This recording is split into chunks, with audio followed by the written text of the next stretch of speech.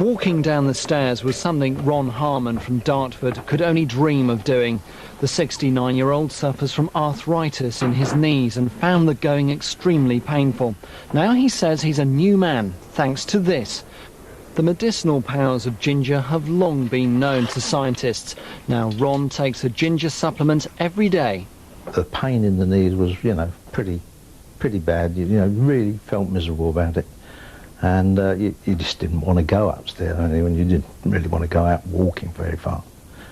And knees were swollen, and it wasn't good at all. But now, I don't really get any pain whatsoever.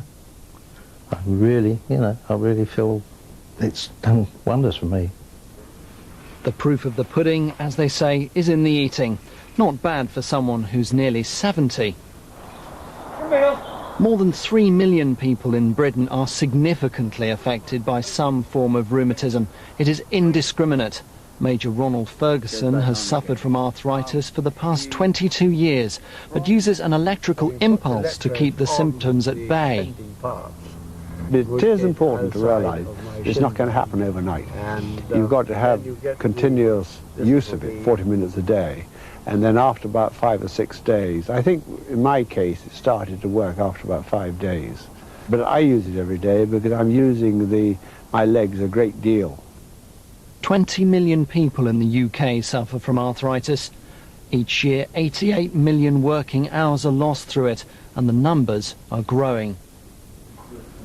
Renata Ash injured her knee a few years ago whilst on holiday in Austria. She received magnetic therapy, which worked so well for her that she now uses it to treat others.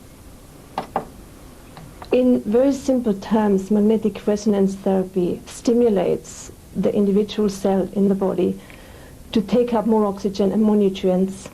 And when that happens, the cell can produce more energy.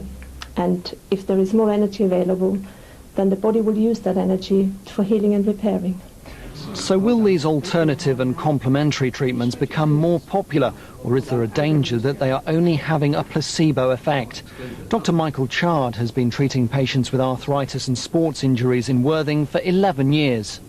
People want to take things that they perceive as perhaps being more natural. Whether they truly are is another matter.